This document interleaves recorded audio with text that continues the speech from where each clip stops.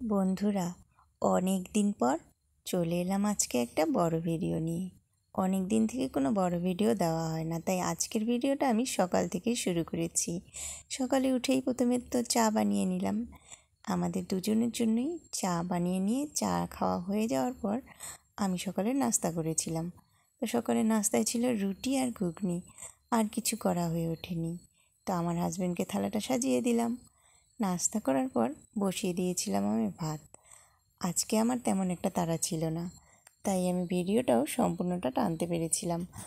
আর পরের দিকে শেষের দিকে আর কোনো ভিডিও সেরকমভাবে টানতে পারিনি। তো মোটামুটি সকাল টাইমটা একটু ফাঁকাই ছিলাম। আজকে বাড়িতে কোনো কাজের লোকও আসেনি, মিস্ত্রিরাও আসেনি, তাই আজকে একটু ফ্রি ছিলাম। তাই প্রথম থেকেই আমি ভিডিওটা টেনেছিলাম। তো ভাত বসিয়ে দিয়েছি, আর একটা চুলায় বসিয়ে দিয়েছিলাম আমি চিকেন। আমার হাজব্যান্ড চিকেন এভাবে খেতে খুব পছন্দ করে, আর তাই আমি চিকেনটা বসিয়ে দিয়ে হালকা হালকা ঢেকে দিয়ে এভাবেই রান্না করছিলাম।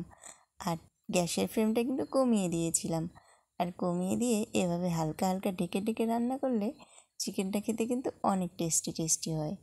তাই এভাবেই আমি চিকেনটা রান্না করছিলাম। তো ওইদিকে ভাতও হয়ে গেছে, আর এদিকে আমার চিকেনটাও হয়ে গেছে।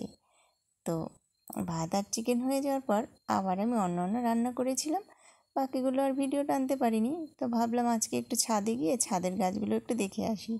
তো লঙ্কা গাছগুলোতেও লঙ্কা ধরেছে, আর বেগুন গাছেও কিন্তু দুটো বেগুন হয়েছে।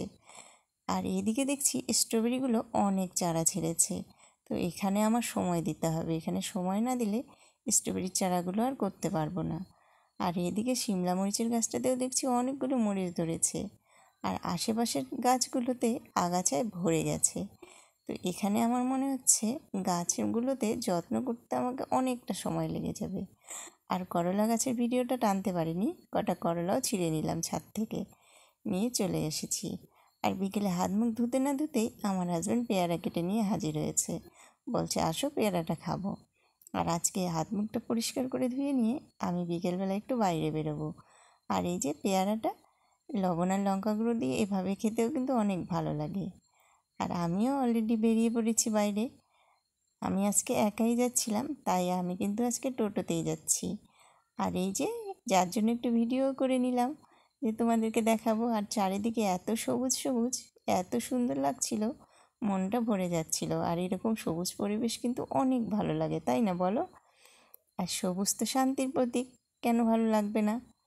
আবার সবুজ কিন্তু আমার অনেক ভালো লাগে। চারিদিকে কত সুন্দর প্রকৃতি, সবুজ আর সবুজ। তো আজকে এই পর্যন্তই ভিডিওটা থাক। Bye bye.